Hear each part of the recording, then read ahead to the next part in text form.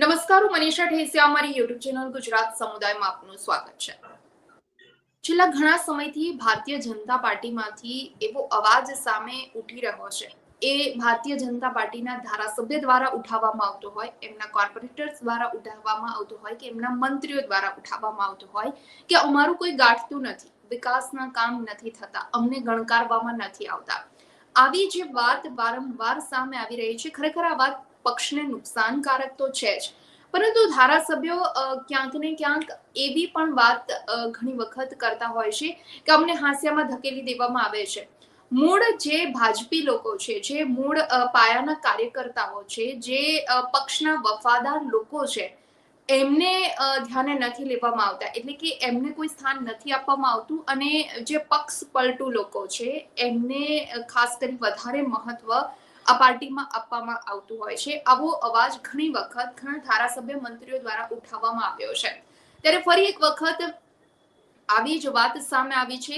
ભાજપના જ પૂર્વ ધારાસભ્ય છે કનુ ડાભી, કે જેમણે પોતાનો ઉભરો ઠાલવ્યો છે અને એમણે આ જ વાત રિપીટ કરી છે કે અમને હાંસિયામાં ધકેલી અને જે કોંગ્રેસી લોકો છે એમને પક્ષમાં સ્થાન આપવામાં આવી રહ્યું છે, એમને વધારે મહત્વ આપવામાં આવી રહ્યું છે, અને બીજી તરફ અમને કોઈ ગણકારતું નથી, અમારી ગરિમા પણ જાળવવામાં નથી આવતી. એક પૂર્વ ધારાસભ્યની જે ગરિમા જળવાવી જોઈએ એ નથી જળવાતી. અમારા દ્વારા કહેવામાં આવતા વિકાસના કામો પણ નથી થતા. આવું શા માટે થઈ રહ્યું છે અને ભારતીય જનતા પાર્ટીને આ વસ્તુ કેટલી નુકસાન કરશે? કારણ કે રાજકોટમાં પણ ક્યાંક ને ક્યાંક પક્ષના ઘણા બધા કાર્યકર્તાઓ, કોર્પોરેટર નારાજ છે. આ મુદ્દા પર આજે આપણે ચર્ચા કરીએ. ચર્ચા માટે અમારી સાથે રાજકીય વિશ્લેષક અનુપ શર્મા જોડાઈ ગયા છે. અનુપજી, સ્વાગત છે ગુજરાત સમુદાયમાં આપનું. ખૂબ ખૂબ આભાર બેન. શું લાગે છે અનુપજી, વારંવાર ભારતીય જનતા પાર્ટીના પૂર્વ ધારાસભ્ય હોય, મંત્રીઓ હોય કે એમના કોર્પોરેટરો હોય, વારંવાર ઉભરો ઠાલવતા હોય છે, પોતાના દિલની વાત ઘણી વખત સામે આવી જતા હોય છે, ઘણી વખત ગુસ્સો પણ ઠાલવતા હોય છે કે આખરે આવું કેમ? પાર્ટીના જે પાયાના કાર્યકરો છે, જે વફાદાર વ્યક્તિઓ છે, જે જૂના જોગ્યો છે, એમને સાઇડલાઇન કરી, એમને હાંસિયામાં ધકેલી, અને જે પક્ષ પલટુ લોકો છે, કોંગ્રેસમાંથી આવેલા લોકો હોય કે આમ આદમી પાર્ટીમાંથી આવેલા લોકો, એમને વધારે પાર્ટીમાં મહત્વ આપવામાં આવે છે. શું લાગે છે બેન? પહેલા આપણે આને જનરલાઇઝ કરવાની જગ્યાએ પહેલા આ મુદ્દો સમજીએ કે કનુભાઈ ડાભી, જેમણે અત્યારે એ 2 દાયકા સુધી એક પોલિટિક્સ એમણે રિલેવન્સ રહ્યા છે, એક જિલ્લાની રાજકારણની અંદર એમની બહુ મહત્વપૂર્ણ ભૂમિકા છે. જિલ્લા પંચાયતના એમનો દબદબો રહ્યો છે, ધારાસભ્ય તરીકે રહ્યા છે, પ્રદેશના સંગઠનમાં ઉપપ્રમુખ સુધીની એમને ભૂમિકા ભજવી છે. કોઈ વ્યક્તિ, કોઈ માણસ જ્યારે આ લેવલનું સંગઠનમાં હોય તો એક સહજ અને સ્વાભાવિક વાત છે કે એની જે વાતચીત છે એ પ્રદેશ અને રાષ્ટ્રીય સ્તર ઉપર સિદ્ધિ થઈ શકે એટલી એની બિલ્ડિંગ હોય છે, એટલી એની ઇમારત હોય છે, એના રાજકારણની ઇમારત હોય છે. હવે શું થાય છે, કોઈ માણસ ક્યારે જાહેરમાં બોલે છે, કોઈ રાજકારણીને ખબર છે, આજ કનુભાઈ જેવો વ્યક્તિ જે છે એને ખબર છે કે આને ભારતીય જનતા પાર્ટીની અંદર એમના જ માણસો જે કોંગ્રેસમાંથી આવેલા છે એ જ એવું કહેવાના છે કે પક્ષની વિચારધારાને અનુરૂપ નથી, ડિસિપ્લિન નથી. આ બધા જ એમને સુફિયાણી સલાહો અને નસીહતો એમને મળવાની છે. એ બી સમજતા હશે એવું મને લાગે છે, કારણ કે જિલ્લા લેવલનું, જેવું મેં ફરીથી કહું છું કે જિલ્લા લેવલની એમણે રાજકારણની અંદર ભૂમિકા ભજવી છે, પ્રદેશમાં ભજવી છે, અને 2 દાયકાઓ સુધી એમણે વિધાનસભાની અંદર બેઠા છે. તો એ ટાઈમે એમને સીધા સંપર્કો હશે જ. ત્યારે મોદી સાહેબ, અમિત શાહ સાહેબ, આ બધા લોકો જ એ વિધાનસભામાં સાથે હતા. સૌથી પહેલી પ્રોબ્લેમ એ થઈ છે કે હવે મોવડી મંડળ સાથે સંપર્કો એ નીચેના કપાઈ ગયા છે. આનું એક ઉદાહરણ એ હતું કે હવે દર વખતે શું થતું હતું કે એક સરપ્રાઇઝિંગ પરિણામો આવી જતા હતા. હવે 2022 થી 23, 24 અને 25, આ 25 બી પૂરું થવા આવ્યું. અત્યાર સુધી પ્રદેશ પ્રમુખના નામની જાહેરાત નથી કરી છે. કાર્યકારી પ્રમુખમાં જે લિમિટેશનો છે એ દરેક વ્યક્તિને ખબર છે કે કેટલી લિમિટેશનો હોય છે. લોકોને બી એવું હોય છે કે ભાઈ હવે અત્યારે આ નિર્ણયો લેશે તો આમના નિર્ણયો કેટલા દિવસ ટકશે, કારણ કે બીજા પ્રમુખ આવવાના છે, બીજા પ્રમુખ જયારે આવશે તો એ શું નિર્ણયો લેશે, કોણ હશે, કેવી રીતના હશે, તો એક અસમંજસ કાર્યકર્તાઓમાં હોય છે અને નેતાઓમાં એક ટ્રાન્સફર થતું હોય છે. કારણ કે કનુભાઈ જેવા વ્યક્તિને જ્યારે દરેક જિલ્લા પંચાયતથી લોકો એપ્રોચ કરતા હશે અને કહેતા હશે કે સાહેબ અહીંયા અમારા ગામમાં ભાજપના માં આટલું ખોટું થઈ રહ્યું છે, જૂનો જે જનસંઘના લોકો હતા, જે સેવાભાવી લોકો હતા, જે લોકો એક ઉદ્દેશ્યથી રાજકારણમાં આવેલા હતા એવું મને લાગે છે અને મહેનત કરવા માટેના વ્યક્તિઓ હતા. આપણે જો 20 વર્ષ પહેલાનું ભાજપ જોઈએ તો એક મહેનતુ કેડર હતી. હવે એક ઉદ્યોગપતિઓની કેડર છે. આજે ત્યાં નાનામાં નાની યુથની બી મીટિંગ થાય તો તમે ભાજપની મીટિંગોમાં જુઓ કે મોટી ફોર્ચ્યુનર ને આ તે બધી વસ્તુ, મોટી મોટી ગાડીઓ હોય છે. ગાડીઓથી કે પૈસાથી કોઈ તકલીફ નથી, પણ ઉદ્દેશ્ય સેવાનો છે એ જતો રહ્યો છે. હવે ઉદ્દેશ્ય એવો લાગે છે કે મલાઈ મળવી જોઈએ. હવે જયારે મલાઈ મળે છે તો એક ગ્રુપના લોકોને મળે છે અને જે લોકોએ પોતાની જિંદગી ઘસી નાખી એ લોકોને જયારે સાઇડલાઇન કરવામાં આવે તો એક સ્વાભાવિક છે કે એક રોષ થાય અને એ રોષ હવે ચરમસીમા ઉપર દેખાય છે અને દરેક જિલ્લાની અંદર ભાજપ વર્સેસ ભાજપ ધીરે ધીરે થતું જાય છે. જી બેન. બિલકુલ તમે સાચી વાત કરી કે ક્યાંક ને ક્યાંક ઉદ્દેશ્ય ભૂલાઈ રહ્યો છે. સેવાના ઉદ્દેશ્યની જગ્યાએ મલાઈ મેળવવાનો ઉદ્દેશ્ય મેઇન ઉદ્દેશ્ય બની ગયો હોય એવું લાગે છે. શું લાગે છે આ જ વસ્તુના કારણે ક્યાંક ને ક્યાંક વિકાસના કામો જે ખરેખર થવા જોઈએ સાઈડ પર રહી જાય છે? કારણ કે જેટલા પણ લોકો ધારાસભ્ય, એ કનુ ડાભીની વાત હોય કે અન્ય કોઈ પણ ધારાસભ્ય, જે પણ જ્યારે પણ તેમનો ઉભરો ઠાલવે આ બાબત તો સામે આવે જ છે કે વિકાસના કામોમાં સરકારની ઢીલી નીતિ જોવા મળે છે. એનું શું કારણ હોઈ શકે? કારણ કે એવું નથી કે ભારતીય જનતા પાર્ટીને આ બાબત નુકસાન નથી કરવાની, એમને ખુદને ખબર હોવા છતાં વારંવાર આ જ બાબત સામે આવે છે. તો એમાં સુધારો ન થવાનું કારણ શું હોઈ શકે આપના મતે? બેન, આજ સવારે હું જયારે જાગ્યો તો એક વિડીયો મને યુટ્યુબે દેખાડવાની વાત કરી. તમારી ચેનલનો હતો અને સ્માર્ટ મીટર બાબતે આપે એક બહુ સરસ વિડીયો બનાવ્યો છે. મેં એની અંદર કમેન્ટો જયારે વાંચી તો લોકોનો એક રોષ છે અને રોષ શું છે કે સ્માર્ટ મીટરો માટે તમારી પાસે પૈસા છે, સ્માર્ટ સડકો માટે કેમ નથી, સ્માર્ટ સ્કૂલો માટે કેમ નથી, સ્માર્ટ દવાખાના માટે કેમ નથી, સ્માર્ટ અધિકારીઓ માટે કેમ નથી? લોકોના મનમાં એક પ્રશ્ન છે. જ્યાં લોકોને હેરાન કરવાની બાબત આવે છે ત્યાં બધા જ પૈસા છે. જ્યાં લોકોની સુખાકારી આપવાની વાત છે ત્યાં ક્યાંક ને ક્યાંક સરકાર કંજૂસી કરી રહી છે એવું એક પરસેપ્શન લોકોના મનમાં છે. અને ભારતીય જનતા પાર્ટીના મિત્રો જેવી કોઈ જોતા હોય અત્યારે તો હું એમને એ જ સલાહ આપીશ કે તમારી પાસે જે 2-2.5 વર્ષનો સમય છે એ 2-2.5 વર્ષના સમયમાં આપ સૌએ લોકોની માટે કામ કરવાનું ખૂબ જરૂરી છે. આવા સ્માર્ટ મીટર અને પ્રજાને જે પરેશાન કરવાવાળા મુદ્દાઓ છે એ મુદ્દાઓમાં માટે જાહેરમાં માફી માંગી લેવી જોઈએ એકવાર કે ભાઈ અમારાથી ભૂલ થઈ, અમે પાછા નાના જે મીટરો હતા એ જ લગાડીએ છીએ. કારણ કે બહાર રોષ બહુ લાંબો છે, બહુ મોટો રોષ છે. તો અને આ જયારે રોષ લોકોનો દેખાય છે ત્યારે ધારાસભ્ય લેવલના વ્યક્તિઓ છે, જે જાહેર જીવનમાં જીવતા લોકો છે, એ લોકોને આ પ્રશ્નો પૂછવામાં આવે છે. માન લો કનુભાઈ કોઈ ગામડે ગયા હો, ત્યાં 50, 100, 500 લોકો ભેગા થઈને અથવા 5-10 લોકો ભેગા થઈને બી કહેતા હોય કે સાહેબે જે આ સ્માર્ટ મીટર વાળી યોજના લાવ્યા છે આના કારણે અમને તકલીફ પડી રહી છે, આના કારણે આખા ગામમાં તકલીફ પડી રહી છે, અમે તો ભાજપના કાર્યકર્તાઓ છીએ, અમે નહીં બોલીએ, અમે તો આનું બધાને સમજાવવાનો ટ્રાય કરીએ છીએ કે ભાઈ આ બહુ સારું છે, આનાથી મીટર ચોરી નહીં, આનાથી મીટરમાં ચોરી નહીં થઈ શકે, લોકો વીજળીનું જે પ્રોડક્શન છે એનો પૂરતો ઉપયોગ થઈ શકશે. ઘણા બધા એડવાન્ટેજીસ ગણવામાં આવે છે. જેમ મોબાઈલમાં વાપરો છો એ રીતના જ આમાં વાપરવાનું છે, તો મોબાઈલથી આખું મીટર સંભાળી શકશો. અને આ બધી જ વસ્તુઓ લોકોના ગળે ઉતરી નથી રહી. તો જ્યારે લોકો સામેથી કહેતા હોય તો તો જે કાર્યકર્તાઓને અવાજ મળે એ નેતાઓ સુધી પહોંચે. હવે નેતાઓની સ્થિતિ એવી છે કે અધિકારીઓ ગાંઠતા નથી. નેતાઓની સ્થિતિ એવી છે કે એમના જ પાર્ટીના મોવડી મંડળ સાંભળતા નથી, એમની પાસે સમય નથી, કારણ કે એવા કામોની અંદર એંગેજ છે કે જેનાથી પબ્લિસિટી ખાલી થાય. તો જે મૂળ પ્રશ્નો છે ગ્રામ્ય વિસ્તારની અંદર, ખાસ કરીને અથવા તો જે સેમી અર્બન એરિયા છે ત્યાં ખૂબ જ ઉકળતો ચઢુ છે. એટલે આનો જો નિકાલ કરવો હોય તો એક રાજકીય વિશ્લેષક તરીકે હું આ જ કહી શકું કે એમણે સંવાદ સ્થાપવો પડશે. યાત્રાઓ કાઢવાથી કે હવે એની એક લિમિટ હોય છે, દરેક એક સ્ટ્રેટેજીની એક લિમિટ હોય છે. હવે એમને એટલી બધી યાત્રાઓ જોઈ લીધી છે લોકોએ કે ભાજપની આવી યાત્રા હશે, તેવી યાત્રા હશે. બે વસ્તુ ઉપર પાછું જઈ શકે છે આખું ગુજરાતનું રાજકારણ. પહેલું ધાર્મિક ઉન્માદ, બીજું પબ્લિકની સુખાકારી.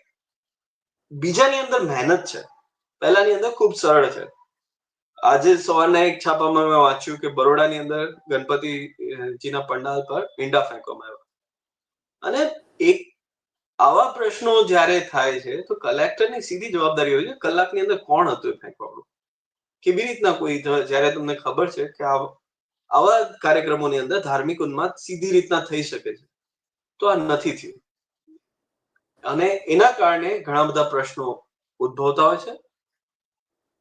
રાજકારણ અંતે તો એ જ છે કે દરેક વ્યક્તિએ પોતપોતાની જગ્યા કરવી છે. જૂના જોગીઓ માટે બીજેપી એક સીધો સ્ટેટમેન્ટ આપે છે કે જૂના જોગીઓ માટે હવે બીજેપીની અંદર કોઈ જગ્યા નથી. બિલકુલ સાચી વાત છે અનુપજી, કે જૂના જોગીઓ માટે ખાસ કરી જગ્યા ન હોવાનું ઘણી બધી વખત સામે આવી ચૂક્યું છે. કનુ ડાભીની આપણે વાત કરી રહ્યા છીએ. કનુ ડાભી દ્વારા જ્યારે આવો ઉભરો ઠાલવવામાં આવે એટલે ચોક્કસ સ્થાનિક રાજકારણ ખેડા જિલ્લાનું ગરમાયું જ છે. અને આ પહેલા પણ ખાસ કરી ખેડા સહકારી સંઘની ચૂંટણીમાં જે પૂર્વ ધારાસભ્ય કેસરીસિંહ સોલંકી તેમણે અપક્ષ ઉમેદવારી નોંધાવી હતી અને હવે કનુ ડાભીના આ રીતે જાહેરમાં આ પ્રકારના નિવેદનથી શું લાગે છે કે એમાં પણ કંઈક અજુગતું થઈ શકે અથવા આગામી સમયમાં આ રાજકારણ અલગ દિશામાં જઈ શકે? બેન, એક વાર્તા મેં નાનપણમાં સાંભળેલી કે એક ગુરુજી પાસે એક માણસ જાય છે અને એ સાપ હોય છે. તો એ એવું કે છે કે મને કંઈક એવી સલાહ આપો કે જેનાથી હું લોકોને હવે દુખી ના કરું. તો ગુરુજી એને સલાહ આપી કે ભાઈ તું હવે કોઈને કરડીશ નહીં, કોઈ તારા કારણે ના મળવું જોઈએ. એટલે ગુરુજીની સલાહ માની. એક મહિના પછી જયારે એ ગામમાં આવ્યા એ ગુરુ, તો એમણે સાપને જોયો અને કીધું કે ભાઈ આખો લોહીમાં લથપથ, પતી ગયેલી હાલતમાં. એને પૂછ્યું શું થયું તને? તો એને કીધું કે ભાઈ તમે સલાહ આપી હતી કોઈને હવે નહીં મારવાનું, કરડવાનું, તો લોકો હવે મને મારવા માંડ્યા છે. એટલે ગુરુજીએ શું સલાહ આપી? ગુરુજી એ સલાહ આપી કે કરડ નહીં તો કઈ નહીં, હવે તું ફૂફાડા તો મારવા પડશે.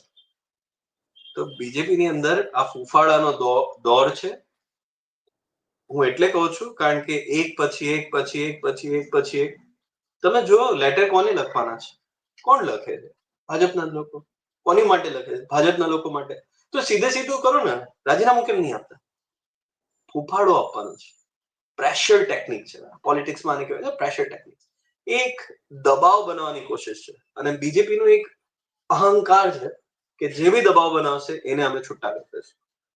તો હવે એમના જે પ્રિન્સિપલ છે, જે મૂળભૂત સિદ્ધાંતો છે, એની સામે આ વસ્તુ આવીને ઉભી રહી ગઈ છે.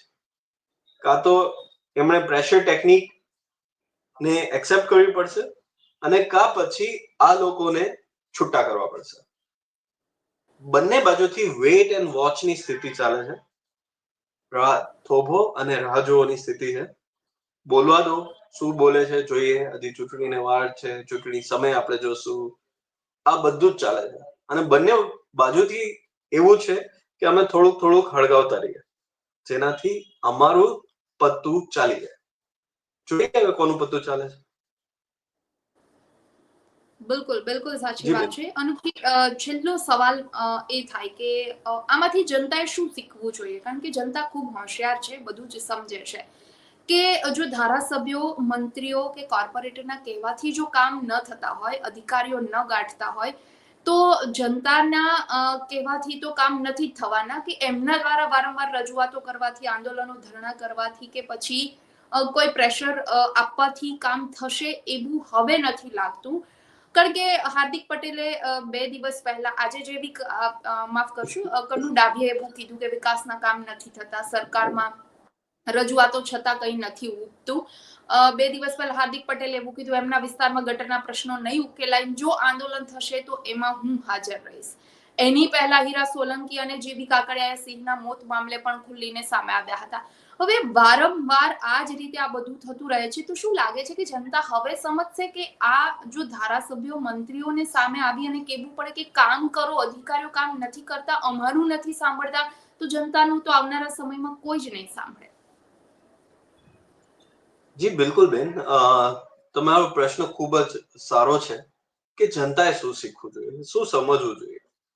એટ ધી એન્ડ આખા પ્રશ્નની અંદર કદાચ કનુભાઈની માંગણીઓ સંતોષ બી થઈ જાય તો મને નથી લાગતું કે જનતાને કોઈ એવો સ્વર્ણિમ યુગ આવી જવાનો છે કે કોઈ બીજા નેતાઓ ભાજપના છે એમને સાચવી લેવામાં આવે તો કોઈ સ્વર્ણિમ યુગ લોકો માટે આવી જવાનું છે. આવું કશું જ નથી થવાનું. કોંગ્રેસ અને ભારતીય જનતા પાર્ટી વર્ષોથી જે ગુજરાતની અંદર કાર્ય કરી રહ્યા છે એમાં એક વસ્તુ દેખાય છે કે અંતે વિવાદને મુદ્દો બનાવી નાખવામાં આવે છે. જેમ ખામ થિયરી હતી, જેમ હિન્દુ મુસ્લિમ હતું, તો આ વાદ વિવાદથી કોઈ બી લોકતંત્ર મજબૂત ન થાય. તમારી જે માંગણીઓ છે એ ચોખ્ખી જ્યાં સુધી નથી, ચોખ્ખી ઇન ધ સેન્સ કે આપ એને ડિફાઇન કરીને કહી શકાય ને, એને વ્યવસ્થિત સીધે સીધી કહી શકાય કે ભાઈ અમારા ગામના રોડ રસ્તા ના થાય તો પછી અમે તમને મત નહીં આપીએ. એક ચાન્સ આપો, છોડો. નથી કરી રહ્યા જે માણસો એમને વારંવાર શું કામ ચાન્સ આપો છો? સત્તા કામ ત્યારે જ કરે છે જ્યારે એમને ડર છે કે અમારી સત્તા જતી રહેશે. આ ખૂબ જ બેઝિક છે સમજવા જેવું. લોકો હંમેશા વિરોધમાં હોવા જોઈએ. આજે જેટલી બી લોકતાંત્રિક દેશો છે, જેટલા બી મોટા દેશો છે, ત્યાં તમે જોશો તો સત્તામાં જે લોકો બેઠા છે એમના વિરોધમાં એ બહોળો વર્ગ હશે. બહોળો વર્ગ છે એટલા માટે ત્યાં કામ થાય છે. જ્યાં બહોળો વર્ગ નથી ત્યાં નહીં થાય. આ જાપાન જેવું દેશની અંદર 10 વર્ષની અંદર 7 7 8 8 9 9 પ્રધાનમંત્રીઓ બદલાઈ જતા હોય અને આપણે બસ એક જ માળા ઝાંપ્યા કરીએ. તો આ આપણે લોકતંત્ર મજબૂત નથી કરી રહ્યા. જે લોકો બી એવું માનતા હોય કે અમે બહુ જ દેશભક્તિનું કામ કરીએ છીએ, આ કરીએ, ના, દેશભક્તિનું કામ મને એવું લાગે છે સૌથી પહેલી દેશભક્તિ એ છે કે આપણે આપણા પછી, આપણું તો જીવન અહીંયા આપણને આ દેશમાં, આટલા સરસ દેશમાં, આ માતાના ચરણોમાં આપણને જે જીવન મળ્યું છે એનો આપણે આભાર કરી શકીએ. આપણા પૂર્વજોએ આપણે અહીંયા સુધી લઈને આવ્યા છે. એ લોકો બલિદાનો આપીને આપણને અહીંયા લઈને આવ્યા. આજે આપ કહો છો કે પબ્લિક માટે શું હોવું જોઈએ, મતદારો માટે શું હોવું જોઈએ, તો થોડોક ભાવુક થઈ રહ્યો છું. કારણ કે આ વસ્તુ ઘણા વર્ષોથી મારા મનમાં દબાયેલી પડી છે કે આપણા જે સમાજની અંદર એવું કેમ થાય છે કે આટલી મોટી વિરાસતને આપણે સાચવી નથી શકીએ અને એને આગળ વધારવાની જરૂરિયાત છે. આપણે ઇતિહાસના ભૂલો ઉપર ચર્ચા કરી શકીએ છીએ. ઇતિહાસમાં શું સારું થયું, એનાથી અમે સારું શું કરી શકીએ, એ કેમ ચર્ચા નથી થતી? જવાહરલાલ નહેરુની વીકનેસ ઉપર ચર્ચા થાય છે. થવી જોઈએ, ચલો માની લીધી, પણ એનાથી દેશ તરક્કી થોડી ના કરવાનું છે. જરૂરી એ છે કે જવાહરલાલ નહેરુએ જે કામો કર્યા હતા એનાથી સારું અત્યારે અમે દેશમાં શું કરી શકીએ. જરૂરી છે, અપગ્રેડેશન આ દેશનું જરૂરી છે. મોદીજી છે તો એનાથી સારું અમે શું કરી રહ્યા છીએ, શું કરીશું? દરેક પ્રધાનમંત્રી, દરેક મુખ્યમંત્રીથી સારી પોઝિટિવ પોલિટિક્સની અપેક્ષા મારા મનમાં અત્યારે છે. અને હું લોકોને બી એ જ આહ્વાન કરવા માંગુ છું આપના ચેનલના માધ્યમથી કે આપ સૌ લોકો સકારાત્મક રાજકારણ વિશે વિચારો. તો આવનારા સમયમાં આ જ રાજ્યની અંદર સારી શાળાઓ હશે, સારી દવાખાનાઓ હશે, સારી કોલેજો હશે, સારી યુનિવર્સિટીઓ હશે, અને એ લોકોના આજે ભણતર મોંઘું થઈ રહ્યું છે દિવસે દિવસે, તો એ જો અટકાવવું છે તો કઈ રીતના અટકી શકે? તમારે એ મુદ્દા ઉપર ચર્ચા કરવી જોઈએ, નહીં કે એવી ચર્ચાઓ જેનાથી આ દેશનું એટલું ભલું નહીં થઈ શકે. શું નથી કરવું એ બધાને ખબર છે, શું કરવું છે એ બહુ ઓછા લોકોને ખબર છે. તો મને એવું લાગે છે કે લોકોએ આ વિચારવું જોઈએ કે શું કરવા જેવું છે આ દેશમાં, એના ઉપર ચર્ચા કરે. બિલકુલ જી બેન. અનુભાઈ, ખૂબ સારી વાત કરી. ખૂબ ખૂબ આભાર આપનો કિંમતી સમય આપી મારી સાથે ચર્ચામાં જોડાયા. તો ચર્ચામાં અત્યારે બસ આટલું જ. આવતીકાલે કોઈ નવા ટોપિક સાથે જોડાશું. આજની આ ડિબેટ આપને પસંદ આવી હોય તો વિડીયો લાઈક અને શેર કરવાનું ભૂલશો નહીં, અને ખાસ અમારી ચેનલ ગુજરાત સમુદાયને સબસ્ક્રાઇબ કરી લેશો. નમસ્કાર. વિડીયો પસંદ આવ્યો હોય તો લાઈક અને શેર કરવાનું ભૂલશો નહીં, અને ખાસ અમારી ચેનલ ગુજરાત સમુદાયને સબસ્ક્રાઇબ કરી લેશો. આવતીકાલે કોઈ નવા ટોપિક પર ચર્ચા કરીશું.